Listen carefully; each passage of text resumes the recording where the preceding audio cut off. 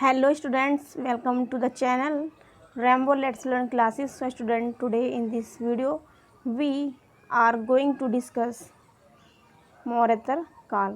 Okay, जैसे कि आपको समझ में भी आ रहा है, आपकी स्क्रीन पर नज़र आ रहा है क्या लिखा हुआ. आज का हमारा टॉपिक जो है मोरतर काल है स्टूडेंट. जैसे कि मैं आपको प्रीवियस क्वेश्चन पेपर अगर आपने देखे होंगे, मेरी प्रीवियस वीडियो देखी होगी, तो हमारा टॉपिक इस बार चल रहा है मोरतर काल. और मोरतर काल की सीरीज़ स्टूडेंट आज की होगी लास्ट. ठीक है, जो पार्ट 6 में इसको कन्वर्ट हम करेंगे. ठीक है, इसके साथ साथ बात की जाए तो मैंने इसके 10 क्वेश्चन 5 क्वेश्चन की सीरीज़ लेके आई हूँ. और मैंने इसके ऑप्शन के साथ साथ इनकी ऑप्शन को रीड करवाया है, समझाया है. साथ साथ इसके मोरतर काल के अलावा जो मैंने इससे पहले मौर्य काल पर पढ़ाया था, उससे भी रिलेटेड इन्फॉर्मेशन इसमें मैंने ऐड की है. ओके, तो आज की हमारी लास्ट सीरीज़ है पार्ट नंबर 6. तो ज़्यादा टाइम वेस्ट ना करते हुए चलते हैं अपने क्वेश्चन पर और देखते हैं क्वेश्चन को. So let's get started. Question number 41. Okay, question number 41 देखेंगे. देखिए, क्वेश्चन नंबर 41, इससे पहले मैं 40 जो क्वेश्चन स्टूडेंट आपको डिस्कस करवा चुकी हूँ. तो 41 क्वेश्चन को आते हैं समझते हैं. 41 क्वेश्चन में क्या पूछा हुआ है, क्या कहा गया है 41 क्वेश्चन में. देखिए, पहले क्या लिखा हुआ है स्टूडेंट, जैसे कि आपकी स्क्रीन पर है, नज़र आ रहा है. क्वेश्चन 41 में पूछा हुआ है, क्या पूछा हुआ है कि किस कला का गांधार कला पर अत्यधिक प्रभाव पड़ा. मतलब कौन सा ऐसी कला है जिसका गांधार कला पर अत्यधिक प्रभाव पड़ा. मैंने आपको पढ़ाया था गांधार कला के बारे में, आपको ध्यान होगा तो. इसके ऑप्शन को पढ़ लेते, फिर इसके बाद में डिस्कशन करेंगे. पहला ऑप्शन क्या लिखा हुआ, पारसी कला का. बी में लिखा हुआ है सीथियन कला का. सी में लिखा है यूनानी कला का. और डी में लिखा हुआ है बैक्ट्रियन कला का. ठीक है, यदि बात की जाए क्वेश्चन नंबर 41 का, तो 41 का राइट आंसर बताइए स्टूडेंट क्या होगा. 41 का राइट आंसर होगा यूनानी कला. क्या स्टूडेंट, यूनानी कला. यूनानी कला, एक बार दोबारा से क्वेश्चन को समझेंगे, आंसर के सही तरह से वेरी शॉर्ट क्वेश्चन को पढ़ते हैं कि गांधार कला पर अत्यधिक जो प्रभाव पड़ा वो यूनानी कला का पड़ा. ठीक है, गांधार कला पर जो अत्यधिक प्रभाव पड़ा तो यूनानी कला का पड़ा है. ओके, एक्सप्लेनेशन पे देखते हैं, समझते हैं थोड़ा सा. और यहाँ पे दिया हुआ है, कुषाण शासक कनिष्क के काल में कला जो है, कला क्षेत्र में दो स्वतंत्र शैलियों का जो है विकास हुआ. पहला है गांधार शैली और दूसरे में क्या स्टूडेंट, मथुरा शैली. गांधार शैली, मथुरा शैली. अब मैंने आपको क्या पढ़ाया था कि मथुरा में जितने भी मंदिर बने हुए हैं वहाँ पर ये क्वेश्चन आपको पढ़ाया था मैंने प्रीवियस क्वेश्चन वीडियो में पार्ट 5 में, कि जो मथुरा में जितने भी मंदिर वगैरह बने हैं उसमें जो मथुरा जो शैली है उसमें किस तरह के पत्थर का यूज़ हुआ. तो मैंने आपको पढ़ाया था लाल बलुआ पत्थर. ध्यान हो तो आपको लाल कलर से लिख देती हूँ, इसको अच्छा रहेगा. क्या बताया था मैंने आपको स्टूडेंट, मैंने आपको बताया था कि वहाँ पर क्या है, लाल बलुआ पत्थर का ही जो है यूज़ हुआ है वहाँ पर. कहाँ पर स्टूडेंट, मथुरा में. ठीक है, आगे समझते हैं क्या लिखा हुआ. इन दोनों को कनिष्क की ओर से पर्याप्त प्रोत्साहन मिला.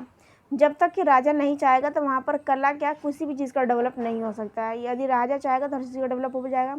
तो कनिष्क ने क्या करा, इन दोनों कलाओं का ही क्या करा, उनको प्रोत्साहित किया, उनको मोटिवेट किया. ठीक है, और उनको संरक्षण प्रदान किया. और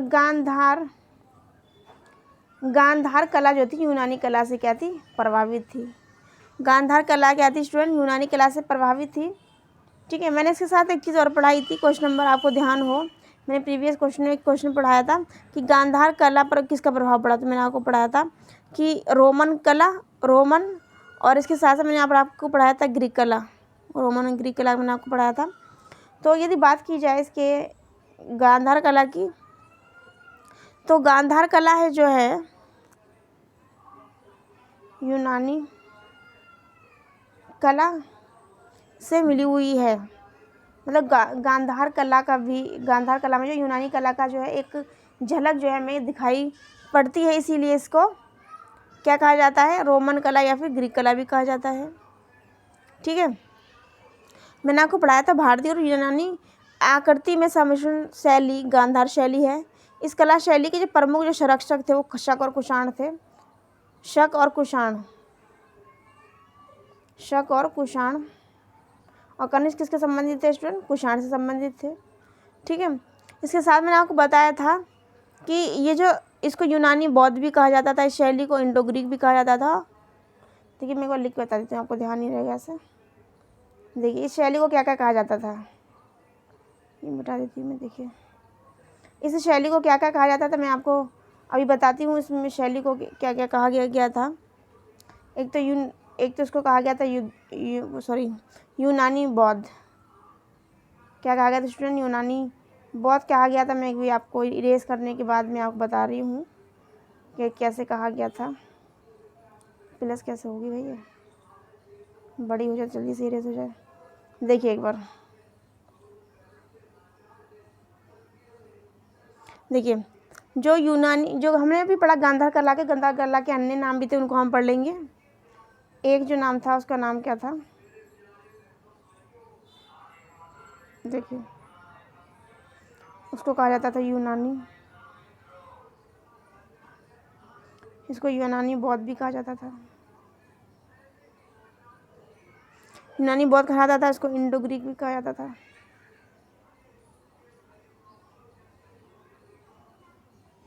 इंडो ग्रीक भी कहा जाता था। उसको ग्रीक रोमन, उसको जो है ग्रीक रोमन भी कहा जाता था। तो देखिए एक बार कितने सारे नाम हैं किसके? गांधार शैली के। गांधार शैली को यूनानी बौद्ध भी कहा जाता था, उसके साथ इंडो ग्रीक भी कहा जाता था और ग्रीक रोमन भी कहा जाता था। ठीक है, तो ये कई सारे इनके नाम हैं, तो आप इसको क्या करेंगे? याद कर लेंगे। ठीक है, आगे चलते हैं। क्वेश्चन नंबर, इसकी एक्सप्लेनेशन होगी कंप्लीट, आप चाहें तो स्क्रीनशॉट ले सकते हैं। ठीक है, और हमने क्या बताया था कि जो गांधार कला जो थी, इसको शक और कुषाण जो शासक थे, शक और कुषाण शासक, तो इन्होंने क्या करा था? इसको प्रोत्साहन दिया था, उसका संरक्षण प्रदान किया था। इसी के कारण मैंने आपको बताया था कुषाण के जो शासक थे, जिनका नाम था कनिष्क, जिनके बारे में वर्तमान समय में हम क्वेश्चन की डिस्कशन में, एक्सप्लेनेशन में हम लोग क्या कर रहे हैं? पढ़ रहे हैं। ठीक है, आगे चलेंगे, समझेंगे क्वेश्चन नंबर 42 को। क्वेश्चन नंबर हमारा 41 होता है कंप्लीट यहाँ पर। चलिए क्वेश्चन 41 को समझते हैं, आप चाहते हैं स्क्रीनशॉट ले सकते हैं। क्वेश्चन 42 देखिए एक बार। क्वेश्चन 42 की बात की गई है यहाँ पर, और यहाँ पर पूछा गया है जो असत्य जो कथन है, जो इनकरेक्ट जो स्टेटमेंट है, उसको हमें क्या करना? फाइंड आउट करना है। क्वेश्चन नंबर 42 पे आते हैं और समझते हैं 42 को। असत्य कथन को क्या करना है? हमें फाइंड आउट करना, चयन करना है। भारत के प्राचीनतम सिक्कों पर कोई भी अभिलेख नहीं है, पहला। बी में दिया हुआ है सातवाहनों ने शीशे के सिक्के चलाए, बिल्कुल सही बात है। गुप्त शासकों ने रुपये नामक चांदी के सिक्के ढलवाए। क्या ढलवाए स्टूडेंट? गुप्त शासकों ने चांदी के सिक्के ढलवाए, ये भी ठीक है। डी में क्या लिखा? भारतवर्ष में स्वर्ण सिक्कों का चलन हर्षवर्धन द्वारा किया गया था। किसके द्वारा किया गया था स्टूडेंट? हर्षवर्धन द्वारा। और मैंने आपको ध्यान होगा, आपको तो मैंने पढ़ाया था कि सोने के सिक्के जो है ना, किसके काल में चलाए गए थे। ठीक है, उसके बारे में हम डिस्कस करेंगे। तो यहाँ पे पूछा गया असत्य के बारे में। इनकरेक्ट जो है, जो स्टेटमेंट है, उसको हमें क्या करना है? फाइंड आउट करना है और उसको बताना है। ठीक है, क्वेश्चन 42 पे आते हैं, समझते हैं 42 को। 42 का राइट आंसर क्या स्टूडेंट? डी। क्या स्टूडेंट? डी जो है 42 का राइट आंसर है। एक्सप्लेनेशन में चलते हैं, समझते हैं। देखिए एक्सप्लेनेशन में क्या कहा गया है। भारतवर्ष में स्वर्ण सिक्कों का चलन हर्षवर्धन द्वारा आरंभ किया गया था। यह कथन जो है क्या है? इनकरेक्ट है, असत्य है, क्योंकि भारत में स्वर्ण सिक्कों का जो चलन है वो इंडो ग्रीक शासकों द्वारा किया गया था। किसके द्वारा किया गया था स्टूडेंट? इंडो ग्रीक शासकों के द्वारा किया गया था। शेष 3 विकल्प सही हैं जो मैंने आपको पढ़ाए थे। भारत में प्राचीनतम सिक्कों पर कोई भी अभिलेख नहीं है, सही है। सातवाहनों ने शीशे के सिक्के चलवाए, सही है। गुप्त शासकों ने क्या चलवाया था? रुपये के नाम का चांदी का करवाया था, सिक्का चलवाया था रुपये के नाम का। ठीक है, तो ये तीनों कथन क्या है? सही है। आगे क्या लिखा हुआ? गुप्त काल चांदी के सिक्कों को रुपये कहा जाता है तथा सातवाहनों ने तांबे के अधिक शीशे के भी सिक्के चलवाए थे, और पूरी हिस्ट्री में कोई भी ऐसा शासक नहीं रहा जिसने शीशे के सिक्के चलाए हों। तो ये अपने आप में क्या है? सातवाहन काल के जो शासक हैं, जो राजा हैं, उनके टाइम का एक ये फीचर्स है। ठीक है, एक मुख्य विशेषता है।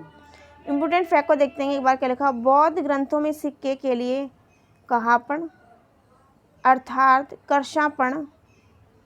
कर्षापण का भी जो है उल्लेख मिलता है। खुदाई में अधिकतर चांदी के सिक्के मिले हैं और कुछ तांबे के भी सिक्के मिले हैं। ठीक है, तांबे का जो कर्षापण है वो 146 ग्रेन का और चांदी का जो कर्षापण है वो 180 ग्रेन का हुआ करता था। इनको आहत सिक्के भी कहते थे। क्या बोलते थे? आहत सिक्कों, जिसको पंचमार्क कॉइन भी कहा जाता था। पंचमार्क कॉइन कहा जाता था। एक बार दोबारा देख लेंगे, वेरी वेरी इंपॉर्टेंट क्वेश्चन है स्टूडेंट, दोबारा देखेंगे एक बार। इसकी एक्सप्लेनेशन जो है वेरी वेरी इंपॉर्टेंट है। क्या लिखा है? भारत में स्वर्ण सिक्कों का जो चलन है हर्षवर्धन के टाइम में नहीं हुआ था, बल्कि किसके टाइम में हुआ था? इंडो ग्रीक के टाइम हुआ था। ये हमने पढ़ा भी, इंडो ग्रीक के शासकों के द्वारा हुआ था। इसलिए जो 3 विकल्प A, B और C जो है वो ठीक हैं। वो कौन कौन से दोबारा पढ़ लेंगे, हमारे माइंड के अंदर सेट हो जाएंगे। पहले क्या लिखा? भारत के प्राचीनतम सिक्कों पर कोई भी अभिलेख नहीं है। सही है। सातवाहनों ने सिक्के चलाए। कैसे? शीशे के। गुप्त शासकों ने रुपये नामक चांदी सिक्का चलाया। ये तीनों स्टेटमेंट ठीक है। और इंडो ग्रीक ने कैसे चलाया? सोने के सिक्के चलाए। ये चीज़ें पता चल गई हमें। ठीक है। अब यहाँ पर वही एक्सप्लेनेशन दी कि गुप्त काल के जो शासक थे उन्होंने चांदी के सिक्कों को रुपये कहा है। क्या कहा स्टूडेंट? रुपये कहा चांदी के सिक्कों को।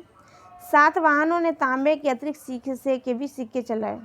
इंपॉर्टेंट फैक्ट में देखिए क्या लिखा है? बौद्ध ग्रंथों में सिक्के के लिए कहापण, क्या कहा गया? कहापण अर्थात कर्षापण का नाम मिलता है। ठीक है। खुदाई में अधिकतर जो है चांदी के सिक्के मिले हैं और कुछ तांबे के भी सिक्के मिले हैं। तांबे का जो कर्षापण है, तांबे का क्या है? कर्षापण 146 ग्रेन का तथा चांदी का जो कर्षापण है वो 180 ग्रेन का हुआ करता है। इनको क्या कहा जाता है? आहत सिक्के कहते हैं।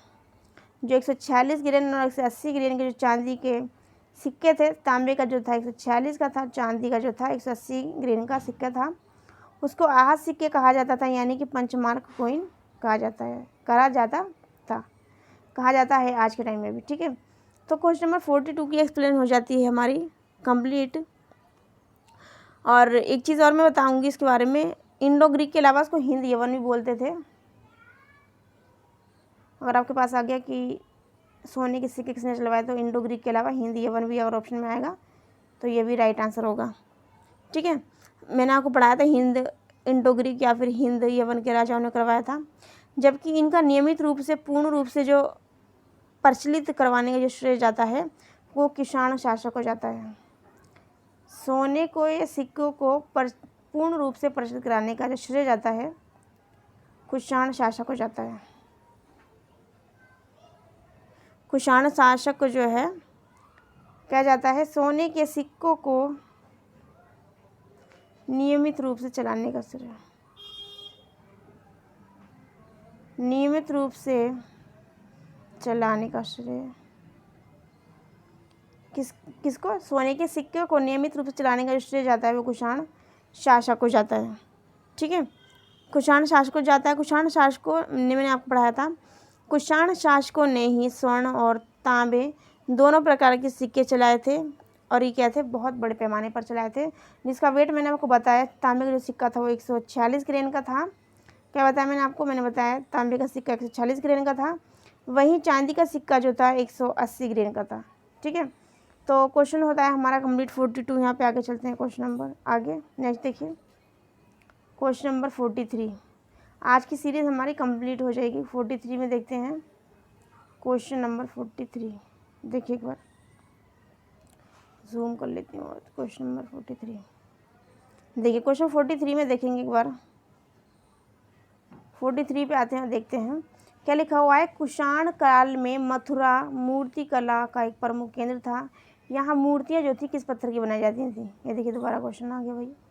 तो इसके ऑप्शन को भी पढ़ लेते हैं एक बार। वैसे राइट हमें आंसर पता है। सर पहला क्या? संगमरमर। बी में क्या है? सिलेट पत्थर। और सी में क्या है? ग्रेनाइट। और डी में क्या है? लाल बलुआ पत्थर। मैंने अभी आपको डिस्कस करवाया था मूर्ति कला के बारे में। तो वहाँ पर किसका यूज़ किया गया है बताइए?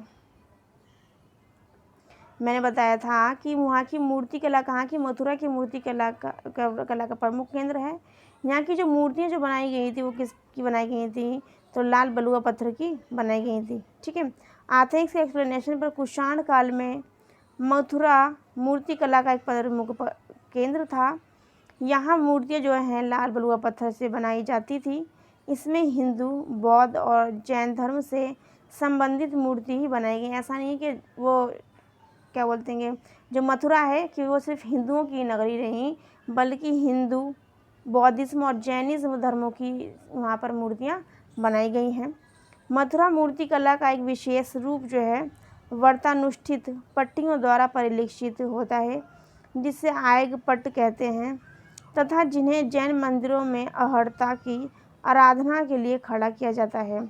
कंकाली टीला मथुरा के पास प्रमुख एक जैन स्थल है। यहाँ से तीर्थंकरों पार्श्वनाथ और ऋषभदेव की कुछ मूर्तियाँ मिलती हैं। किसकी? पार्श्वनाथ और ऋषभनाथ की मूर्तियाँ मिलती है। ऋषभदेव जो थे, मैंने आपको पढ़ाया था, ऋषभदेव जो है प्रथम जैनिज्म थे, और जो 23 जो थे वो कौन थे? पार्श्वनाथ थे। और मैंने पढ़ाया था आपको बाहुबली के बारे में, जिनको भारत का प्रथम चक्रवर्ती सम्राट होने का जो गौरव प्राप्त था वो किसको था? ऋषभदेव के बेटे बाहुबली।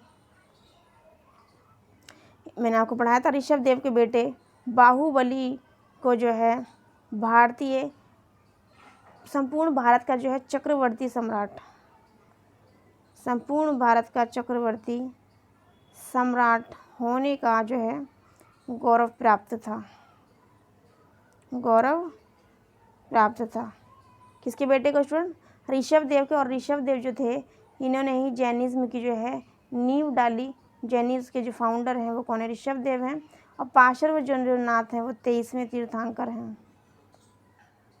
पार्श्वनाथ कौन से स्टूडेंट? 23वें तीर्थंकर हैं, 23rd, ठीक है, 23वें तीर्थंकर हैं।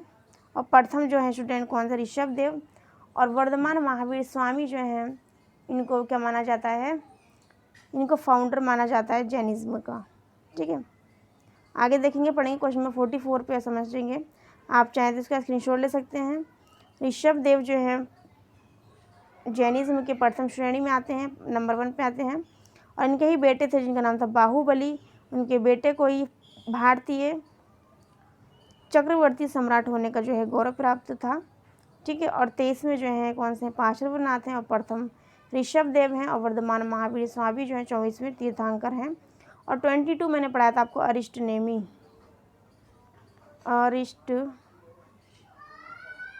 अरिष्टनेमी मैंने आपको पढ़ाया था, ये 22 है, ठीक है।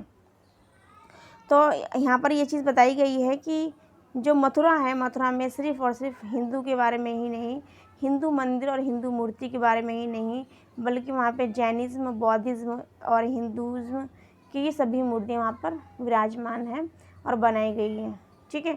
और मथुरा शैली में हमने पढ़ा था भी कि गांधार शैली का यूज़ हुआ है। और गांधार शैली को इंडो ग्रीक, बौद्ध, ग्रीक और रोमन कई नामों से जाना जाता है, ठीक है। अभी हमने पढ़ा इसके बारे में, ग्रीको रोमन, इंडो ग्रीक और यूनानी बौद्ध के नाम से भी जाना है किसको? गांधार शैली को। और हमने पढ़ा कि गांधार शैली को जो संरक्षण दिया था वो शक और कुषाण शासकों ने दिया था। कुषाण शासक की बात की जाए तो कनिष्क ने संरक्षण प्रदान किया था। आप चाहे तो क्या स्क्रीनशॉट ले सकते हैं। आगे चलते हैं क्वेश्चन पर, देखिए क्वेश्चन को,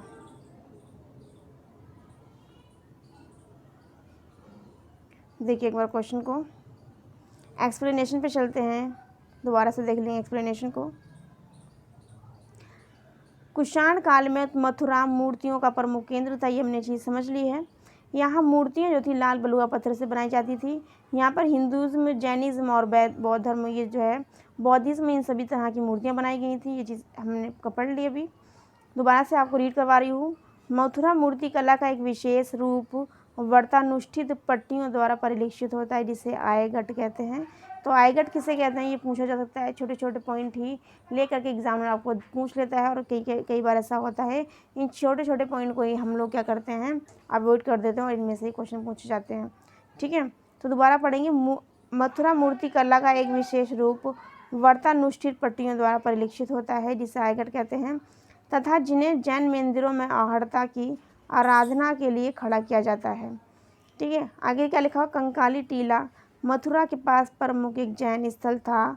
यहाँ से तीर्थंकर पार्श्वनाथ और ऋषभदेव की मूर्तियाँ प्राप्त हुई। मैंने आपको पढ़ाया ऋषभदेव जो हैं वो प्रथम हैं, कौन? जैन तीर्थंकर, क्योंकि पार्श्वनाथ जो हैं 23वें हैं और 24वें जो हैं वर्धमान महावीर स्वामी बताया मैंने आपको।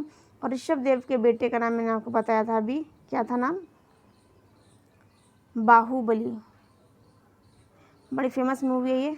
बाहुबली और भारतीय चक्रवर्ती सम्राट होने का जो गौरव जो प्राप्त था वो ऋषभदेव के बेटे को ही प्राप्त था, जिनका नाम बाहुबली था। ठीक है, क्वेश्चन होता है हमारा कंप्लीट 43 का। आगे चलते हैं 44 क्वेश्चन को समझते हैं। देखिए 44 में क्या कहा गया है, देखिए एक बार। क्वेश्चन नंबर 44 लिखा हुआ है, पेरिप्लस ऑफ द इरीथियन सी का लेखक होने का श्रेय दिया जाता है। पेरिप्लस ऑफ द इरीथियन सी का जो लेखक है उसका श्रेय दिया जाता है किसको? स्ट्रेबो को, एक अज्ञात यूनानी नाविक को, मैगस्थनीज को और प्लूटार्को को। बात करें क्वेश्चन नंबर 44 के राइट आंसर की, तो 44 का स्टूडेंट राइट आंसर बताइए क्या होगा? दोबारा से पढ़ लेते हैं। पेरिप्लस ऑफ द इरीथियन सी का लेखक जो है उसके बारे में बताना, वो लेखक कौन है? स्ट्रेबो, एक अज्ञात यूनानी नाविक, मैगस्थनीज या फिर प्लूटार्क। तो राइट आंसर पे यदि आए पेरिप्लस ऑफ द इरीथियन सी, ये बहुत इंपॉर्टेंट क्वेश्चन है, पूछा जाता है अक्सर। तो इसको लिखने वाला वो कौन था? उसका नाम था एक अज्ञात नाविक, इसका कोई नाम नहीं था, अज्ञात नाविक के नाम से ये जाना जाता है। एक बार देखते हैं इसके एक्सप्लेनेशन में क्या कहा गया है, क्या कुछ कहा गया है। लिखा हुआ है 80 ईस्वी से 115 ईस्वी के बीच, 80 ईस्वी से 115 ईस्वी के बीच अज्ञात यूनानी नाविक जहाँ था उसके द्वारा पेरिप्लस और द इरीथियन सी नामक पुस्तक लिखी गई थी। पेरिप्लस का जो अर्थ बताया जाता है वो बताया जाता है नौचालन। क्या स्टूडेंट? नौचालन यानी कि नौका चालन। ठीक है, नौचालन, चार्ट या यात्री पुस्तिका, तथा इरीथियन सी का मतलब जो है लाल सागर है। यह पुस्तक जो है काय में लिखी? यूनानी भाषा में लिखी हुई है। कौन सी लैंग्वेज में लिखी है भाषा? ये कौन सी लैंग्वेज में पुस्तक लिखी है? दी इरीथियन सी जो नाम की बुक है वो किसके में लिखी? यूनानी लैंग्वेज में लिखी गई है। इसके साथ साथ ये बुक किसने लिखी है, ये चीज़ इंपॉर्टेंट है यहाँ पर। तो ये लिखी अज्ञात यूनानी नाविक ने लिखी, यूनानी लैंग्वेज में लिखी गई है। और कब लिखी गई? 80 ईसा पूर्व से 115 ईसा पूर्व में। पेरिप्लस और इरीथियन सी नाम की ये बुक है। पेरिप्लस का जो अर्थ है वो क्या है? नौचालन। पेरिप्लस का जो अर्थ है वो क्या है? नौचालन।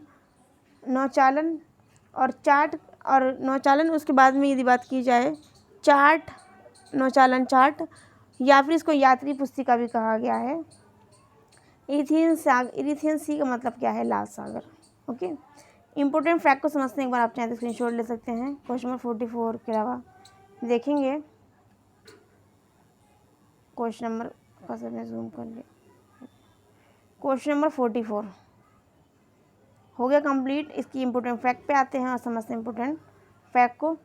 फिलिपनी ने अपनी पुस्तक जिसका नाम था नेचुरल हिस्टोरिका, क्या नाम था स्टूडेंट? नेचुरल हिस्टोरिका में रोम में सारा सोना भारत पहुंचने पर दुख व्यक्त किया है। रोम में जो है सारा सोना भारत पहुंचने पर दुख व्यक्त किया है। रोमवासी भारतीय मसाले, रत्न, वस्त्र, पशु पक्षियों, तोता, मोर को पसंद करते थे। दोबारा समझेंगे इंपॉर्टेंट फैक्ट को। फिलिपनी ने अपनी पुस्तक जिसका नाम था नेचुरल हिस्टोरिका, पूछा जाता है किसके द्वारा लिखी गई है?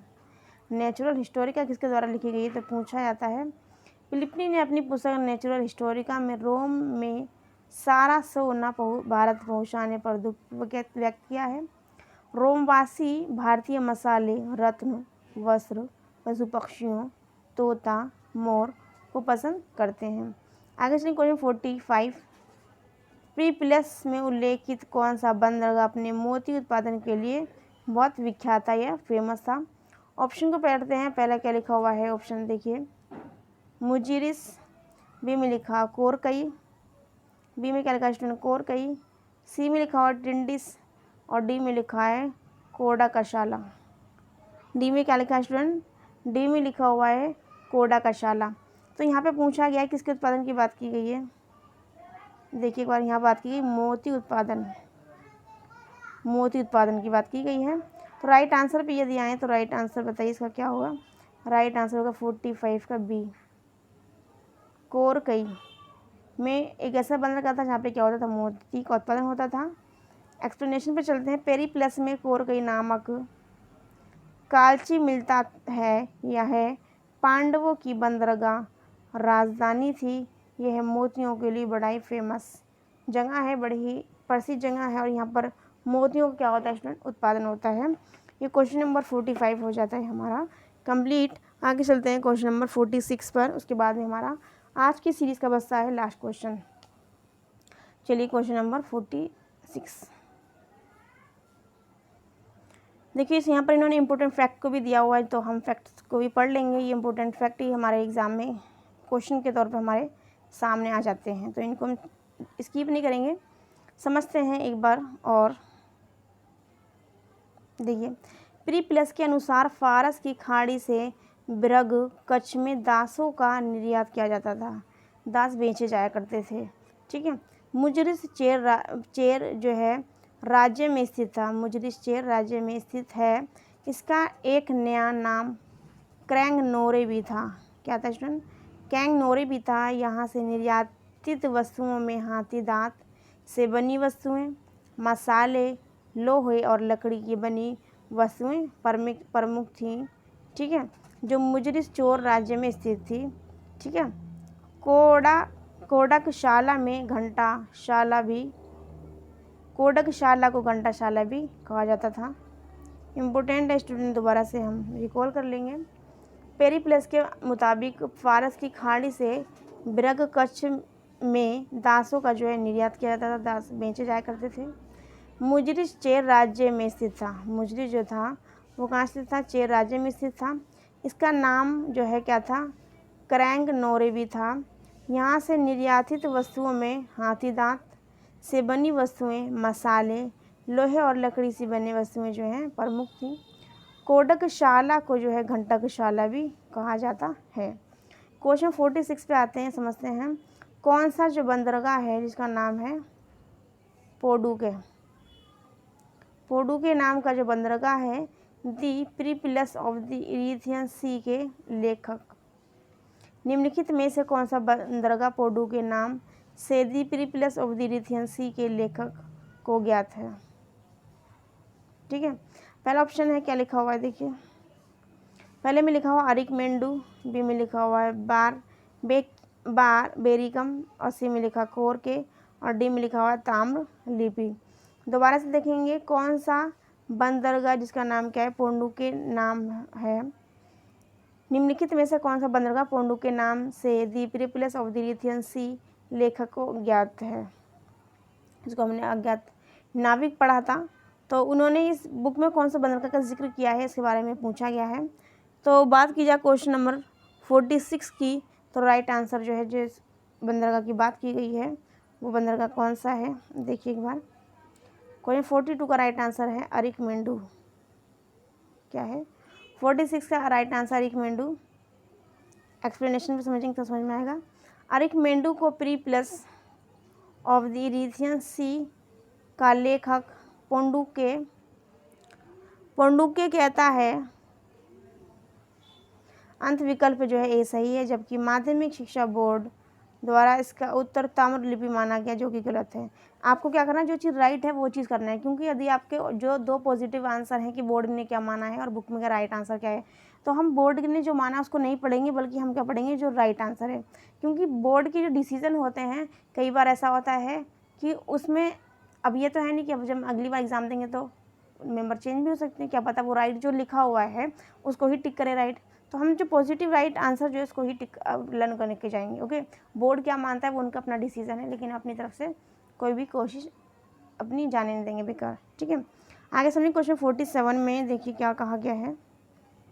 प्राचीन काल में आंध्र प्रदेश के करीमनगर तथा नालगोंडा जिले में किस खनिज के उत्पादन के लिए विख्यात थे? दोबारा देखेंगे, प्राचीन काल में आंध्र प्रदेश के करीमनगर तथा नालगोंडा जिले किस खनिज के उत्पादन के लिए प्रसिद्ध थे? जैसे कि अभी हमने इससे पहले क्या पढ़ा था, मोती उत्पादन के लिए कौन सा एरिया पढ़ा था? मोती उत्पादन के लिए क्या पढ़ा था हमने? कोरकई।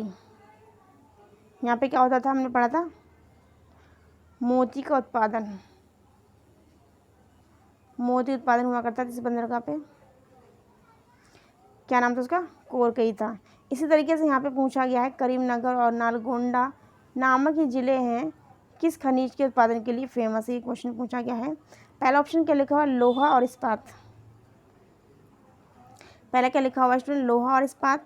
बी में लिखा सीसा और तांबा, सॉरी बी में सीसा और तांबा, सी में लिखा तांबा और जस्ता, और डी में लिखा है लोहा और पीतल। डी में क्या लिखा है स्टूडेंट, लोहा और पीतल। 47 की राइट आंसर पे आया, तो राइट आंसर क्या स्टूडेंट क्या होगा, राइट आंसर बताइए क्या होगा। राइट आंसर होगा ए, लोहा और इस्पात। लोहा और इस्पात जो है करीमनगर आंध्र प्रदेश के और नालगोंडा ज़िले के बहुत ज़्यादा फेमस जो है खनिज है। ओके, एक्सप्लेनेशन भी एक बार समझ लेते हैं। आज का हमारा लास्ट क्वेश्चन है, आंध्र प्रदेश के करीमनगर तथा नालगोंडा जो कि तेलंगाना क्षेत्र में आते हैं, लोहा इस्पात के लिए जो है बहुत फेमस केंद्र हैं।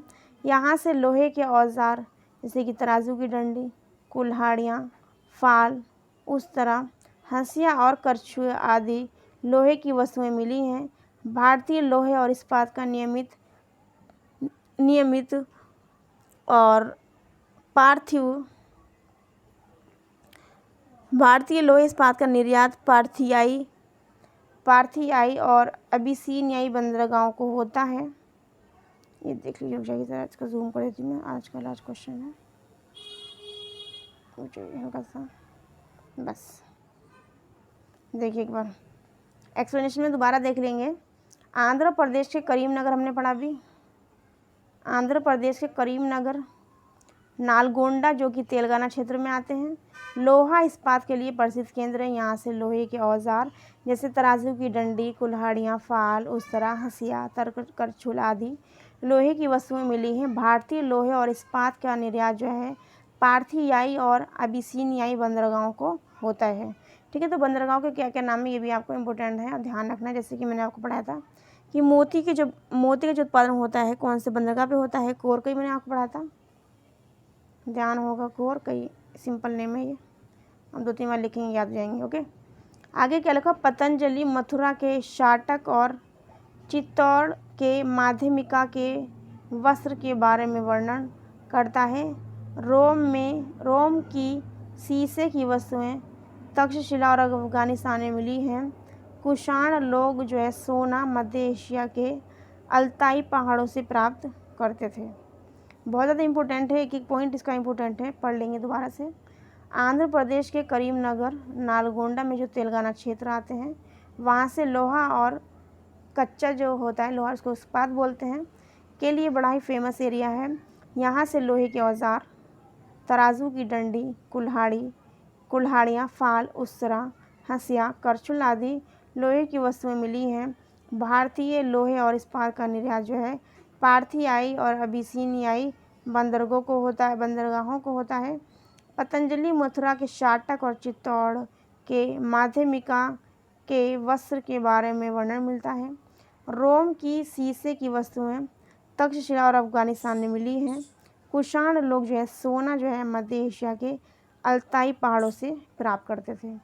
तो स्टूडेंट मौर्योत्तर काल के लिए लास्ट सीरीज लास्ट क्वेश्चन के साथ इसका करते हैं, हम यहाँ पे फिनिश करते हैं। इसको आगे हम पढ़ेंगे इसके बारे में, जैसा कि आपको नज़र आ रहा है, गुप्त और गुप्त उत्तर काल, यानी कि गुप्त काल और उससे पहले का जो काल है जिसको गुप्त उत्तर काल के नाम से जाना जा रहा है, उसके बारे में डिस्कस करेंगे स्टूडेंट।